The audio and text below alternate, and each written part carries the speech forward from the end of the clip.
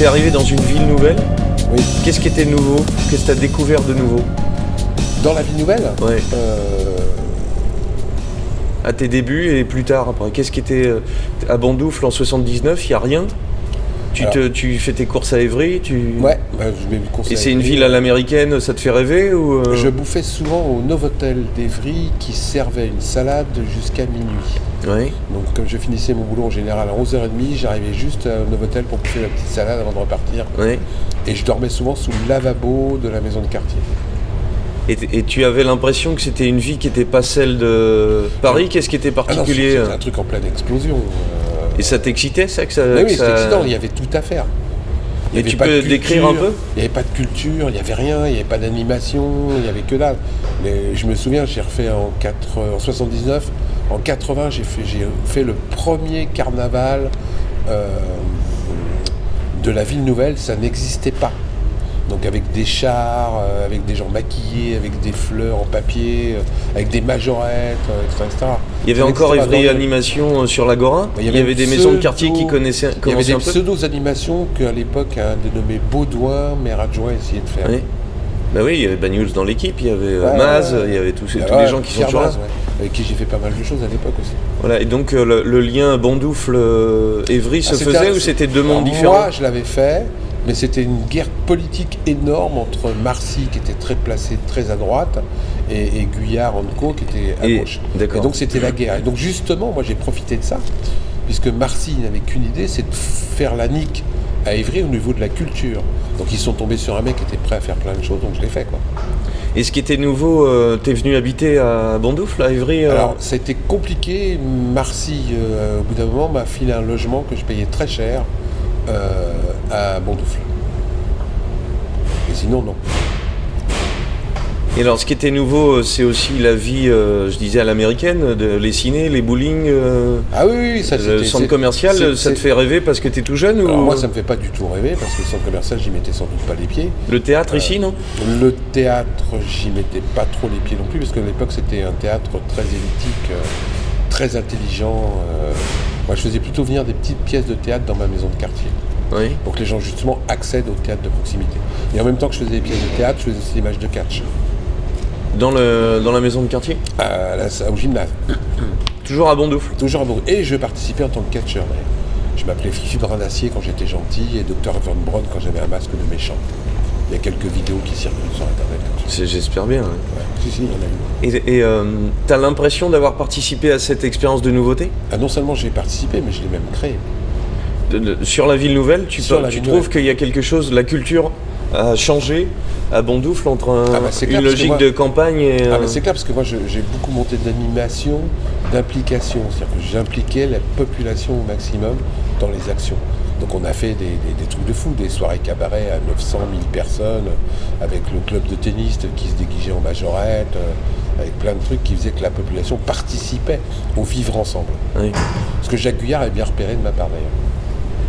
Et le revers de ma question magique, qu'est-ce qui... Ah ça c'était une question magique? Ouais, c'est en quoi c'était nouveau? Parce que qu'est-ce que tu as fait de nouveau dans une ville nouvelle? Quand j'aurai fini de la poser, cette j'ai question à fédéré- 50 personnes, j'ai tu verras que ça a un effet magique. J'ai fédéré des gens qui n'étaient pas nés et qui n'avaient pas vécu au même endroit. C'est-à-dire que j'ai essayé de créer des liens d'animation, de culture, de vivre ensemble avec des gens qui n'étaient pas faits pour se rencontrer, qui débarquaient de Oui. partout et qui ne se connaissaient pas, donc qui vivaient chacun dans leur propre univers, qui étaient encore des miasmes de ce qu'ils avaient vécu avant. Et Et donc moi j'ai fédéré tous ces gens. Par la culture. Par la culture, c'est un grand mot. L'action culturelle, on Par dirait le aujourd'hui. vivre ensemble à travers des actions communes. Ce que tu avais fait depuis ta jeunesse. Ce que j'ai fait depuis ma jeunesse, faire des choses avec les gens ensemble, trouver un lien fédérateur d'existence. Et ce qu'on retrouvera dans la Halle du Rock, qui est aussi une petite nouveauté quand même. Qui est complètement un truc qui est justement basé là-dessus, qui n'est pas basé sur la consommation, mais sur l'implication. Et le revers de la question, c'est qu'est-ce qui serait nouveau demain dans une ville nouvelle comme ça? Retrouver ça, qui est complètement perdu. Aujourd'hui, on est de plus en plus dans une gestion Word Excel. Si tu rentres dans le cadre du Word Excel, c'est bon. Et l'administration, tout est dans le Word Excel. Il faut être rentable, il faut être efficace dans la rentabilité et pas dans l'humain. L'humain, de plus en plus disparaît du vivre ensemble. Et tu penses que aussi bien dans la consommation du centre commercial, donc ta consommation de jour, que dans ta consommation affective, que dans ta consommation culturelle. Et tu as l'impression que ce retour-là, il peut arriver comment ? Alors je ne sais pas s'il peut arriver, on a encore quelques-uns à se battre là-dessus, mais j'ai peur que nous rentrons dans un monde unipersonnel où chacun s'occupe de sa gueule, et surtout pas du voisin. Parce qu'en plus, s'occuper du voisin, c'est une ingérence dans la vie privée. Et donc tu penses que on inverse les choses. Ce que tu as fait en 79, j'ai oublié de dire, une radio aussi. Oui, une radio locale, ouais. Ça pourrait plus se faire aujourd'hui ? Ah, ça devient compliqué parce qu'à l'époque, tu pouvais monter une radio locale en 81 comme je l'ai monté avec pas grand-chose. Avec des gens, un petit bout de ficelle, une antenne qu'on avait installée sur le toit, et relais. Aujourd'hui, il faut de plus en plus d'argent, il faut de plus en plus d'autorisation. Il faut rentrer dans le cadre. Si tu rentres pas dans le cadre, aujourd'hui, si jamais tu prends un fromage qui n'est pas labellisé 15 fois, qui a 15 coups de tampon, etc., tu peux pas le manger, tu te rends pas compte de tout ce que tu risques d'attraper. Et ben, il y a une aseptisation malsaine qui fait que tu peux plus faire grand-chose. Est-ce qu'on peut revenir sur ce petit épisode de Monsieur Philippe Pascot commence à être une célébrité locale ? Alors, on peut être bondoufloise. Non, mais tu es départemental. J'ai fait pas mal de choses. J'ai un truc vachement dur dont je suis toujours fier. J'avais refait le premier Miss Essonne du département avec une nana formidable qui s'appelle Geneviève de Fontenay, par exemple. J'avais fait pas mal de petits trucs déjà. Et tu te retrouves pas un peu enfermé en province bondoufloise et sans contact avec Paris, ou tu continues à être comédien et tu côtoies du spectacle et ça te fait du réseau ? En même temps que je suis directeur de la MJC de Bondoufle, je continue à faire le petit con dans quelques trucs à la télé, à droite et à gauche, où j'ai même joué Madame Baudouin à l'époque, monter des pièces de théâtre, et je me suis retrouvé figurant sur une de ses pièces. Oui, là on est dans le théâtre de la Gare, donc j'ai toujours continué. Dans quelque chose d'intellectuel. J'ai jamais voulu ne faire qu'une seule chose à la fois pour ne pas m'enfermer dans un truc. Et il y avait un sous-entendu dans la question d'avant, c'est que tu fais, on va appeler ça action culturelle à la maison de quartier de Bondoufle. Tu n'as pas de velléité à monter des choses de théâtre à Évry, dans le théâtre d'Évry ? Tu essayes ou tu te rends compte que c'est mort d'avance ? Aucune velléité. Aucune. Non, je me fous. C'est parce que tu sais d'avance que c'est cuit et que tu es face à des gens ici dans la... Non, c'est pas une scène nationale à l'époque. C'est simplement parce que j'en avais envie, c'est tout. Parce que Madame Baudouin me l'avait proposé et qu'il n'y avait aucune raison que je n'accepte pas. Non, c'est le contraire ma question. Est-ce que comme tu montes des spectacles, tu pourrais avoir envie qu'ils soient montrés dans un lieu un peu plus prestigieux ? Ah non, ça je m'en fous complètement. Et ça pourrait valoriser les gens qui participent. C'est quoi le lieu prestigieux ? C'est pas l'endroit qui est prestigieux quand tu fais quelque chose, c'est ce que tu fais. Donc moi je suis parti pour le principe que même si tu fais un truc dans une grange, si jamais il y a un contenu intéressant, les gens viendront, point barre. Oui, mais ma question c'est le rapport que Bondoufle, dans un petit truc local, peut avoir avec la ville un peu plus grosse. Je me suis jamais posé ce genre de questions. Pourquoi ? Parce que ça m'intéressait pas. Pourquoi tu veux que je me pose ce genre de questions ? En tant qu'animateur socio-cul, j'en ai rien à foutre. Moi ce qui m'importe c'était de faire des choses. Parce que après ça c'était politique. L'échelle de gens, tu peux t'adresser à 20 personnes et tu pourras avoir envie à un moment donné d'en toucher 200. Mais on est à combien de bornes d'Évry, Bondoufle ? C'est à peine à 5 km. C'est pour ça. Les gens ils ont qu'à venir. Quand je montais des trucs sur Bondoufle, les gens d'Évry venaient. C'est aussi ça. Faire de la culture, c'est pas forcément la concentrer dans des endroits dits importants. Oui. Quel est le problème ? Moi j'ai aucun problème par rapport à ça. Non, moi non plus. Bon ça tombe bien, pas de question suivante. Voilà. Qu'est-ce que tu fous accroché au clocher de Bondoufle ? J'avais monté une radio locale. C'est en quelle année ? Je crois que c'est en... Je sais même plus là maintenant. 85. Donc la radio locale existe depuis 3 ou 4 ans. J'avais monté une sortie de secours dans les locaux de la maison de quartier avec des gens fantastiques, etc. Et c'est là-dedans qu'il y a... le comédien connu de Riss que tu m'as dit que tu as foutu dehors. Non, c'est Canal 102, c'est après. Canal 102, c'est dans l'Agora. C'est à Évry, c'est Banyuls qui m'avait récupéré derrière. Donc la sortie de secours, c'est là où j'ai produit le dernier disque de Moustache. C'est les radios libres. C'est les radios libres. Juste avant Mitterrand, tu mets une antenne et hop, on est parti. Exactement, c'est avec la sortie de secours qu'on a fait les records du monde en 83, etc. Et donc, t'as pas de culture radio, c'est parce que c'est dans l'air du temps et c'est parce qu'il y a des gens qui sont venus me voir. T'as un pif qui sent le truc. Un dénommé Jean-Marc Collet, Thierry Antini, plein de gens qui sont venus me voir pour dire tiens, si on faisait une petite radio locale, et j'ai répondu oui. Et c'est parti en vrille, et d'une petite radio locale, on est devenu une radio départementale, et puis on a fait l'Air Côte du Monde, on a produit Moustache avec Jean-Perron Garbaneuf. Là, tu es toujours directeur de la... Je suis toujours directeur de la MJC. Et c'est dans les locaux qu'on a fait la radio locale, sans le Biromère en plus. Tu fais pas d'émission, toi? Tu Si. coordonnes, si, un peu? Si, je fais aussi, parce que faut se dire que c'était une radio associative où tout le monde peut venir, que souvent il y a des gens qui venaient pas. Donc il fallait les remplacer. Donc tu faisais de l'antenne avec ta tchatch Je faisais de l'antenne aussi. Ça t'entraîne Ça m'entraînait. Donc là on est en 80 et en... 81, voilà. Et donc en 85, j'avais toujours pas ma dérogation. Parce que moi ça fait 4 ans qu'elle dure, la radio. Je n'étais ni maqué, alors qu'on avait fait les dossiers et tout, et j'étais ni maqué par un parti politique, ni maqué par un centre commercial.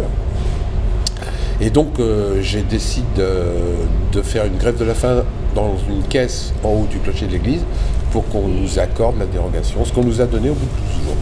Et alors, c'est pas de la taquinerie, prenons ce que tu as fait très au sérieux. Oui. Est-ce que tu travailles le matin en te disant comment je vais faire chier, ou c'est en discutant avec des potes autour d'un verre? Je réfléchis toujours à savoir le plus efficace du moins emmerdant de dérangement. Oui. Et donc monter dans une caisse en haut du clocher, d'abord j'ai un mec que je connaissais bien, que j'ai connu quand j'avais 14 ans, qui lui avait fait d'autres trucs comme ça, mais dans une église aussi. Et donc je me suis dit, quelle est la meilleure façon de déranger le moins de monde possible et que ça marque médiatiquement le plus. Or, un clocher d'église dans un village, tu le vois le matin en partant et tu le vois le soir en rentrant. En s'accrochant après le clocher d'église, j'étais sûr que tout le monde le verrait et que ça déplacerait le moins de monde possible. Donc voilà, c'est parti de là. Et tu étais voir le curé pour lui demander? Alors j'ai été voir le curé en douce, qui s'appelait le Père Noël. C'est pas une blague en plus, il s'appelait vraiment le Père Noël, qui m'a donné les clés de l'église en douce, et j'ai fait ça en douce. Et ce qui se passe, c'est que tu t'accroches, tu te poses dans une caisse. On met deux troncs d'arbres. On le voit sur la vidéo, mais 2 troncs d'arbres. T'as une équipe qui t'aide en fait. Ah bah oui, heureusement. J'ai une équipe, un docteur. Je fais toujours les choses avec folie, mais tout en étant un peu cadré. Oui, comme ton record de traversée en feu. C'est toujours, je suis fou, mais avec raison. Donc c'est étudié, mais il faut quand même le faire, quoi. Je suis resté 12 jours dans la petite caisse. Et alors, ce que j'ai plaisir à te redire encore, c'est un peu cabot, c'est-à-dire on a l'impression que c'est aussi fait pour montrer ta gueule. Oui, c'est ce qu'on dit toujours. Et que même si t'as pas la radio, au moins on a parlé de toi. Oui, ça j'assume. Pasco. J'assume totalement cette chose, mais expliquez-moi. C'est parce que c'est un peu vrai, c'est ça que tu veux dire, mais ça n'empêche que tu te battes pour quelque chose. Mais oui, et en plus de ça, expliquez-moi comment on peut faire autrement. Ouais. Merci. Non, mais il y a plein de façons de faire. Non, dites-moi. Ouais, si tu fais un tract, on le distribue aux gens. Non, les gens ont aussi besoin de personnaliser les choses. Quand tu as compris ça, après c'est comment et pourquoi tu le fais. S'il n'y a aucune honte à se servir du système, c'est comment on se sert du système. Il n'y a aucune honte à avoir du pouvoir, c'est comment tu partages le pouvoir. Il n'y a aucune honte à gagner de l'argent, c'est comment tu distribues cet argent-là. Il ne faut pas lutter contre le système, il faut se servir du système pour mieux le baiser. Oui. Les gens qui disent ouais mais t'aurais pu faire autrement, t'aurais pu moins mettre ta gueule en avant. Dis-moi comment. T'as vu, c'est bizarre, il y a un blanc. Ah non, mais j'ai plein de solutions. Allez-y. Je me suis pas accroché Faites-le. Au clocher. Faites-le. Moi j'essaie de trouver des trucs qui conjuguent le médiatique, ce que demandent les gens. Oui, de ce point de vue-là, là j'aurais pu faire une manif. Ça a l'air d'être une flatterie, mais de ce point de vue-là, tu as bien anticipé notre société 20 ans avant. On voit ta petite tête, tu vas t'accrocher. Avec mon petit frère à côté. Ouais. J'aurais pu faire une manif, décider. Ça n'aurait servi à rien. Là, ça a marqué les esprits. Et au bout de 12 jours, ils ont cédé. Tu passes devant la caméra. C'est pas grave. Ah oui. Ça, c'est déjà là à Duroc. Ça, c'est avec la BPR. Là, je sais pas, on a été chercher toutes ces photos. Ah, le clip qu'on a fait.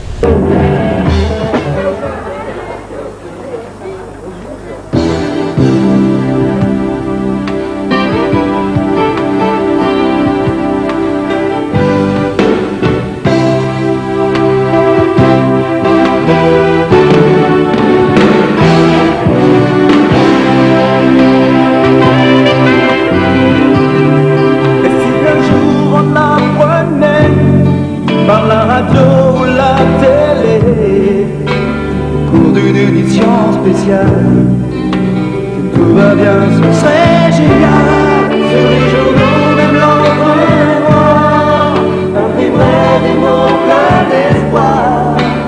On entendrait des mots d'amour sortir des fenêtres de tout. Imagine un jour comme ça sans importance. Imagine qu'il deviendrait un jour de chance. Imagine plein de chansons et de musique. Un jour de soir, un jour de nuit. Plus d'interdits, plus de barrières, fini les guerres et la misère. Alors c'est pas de rêver,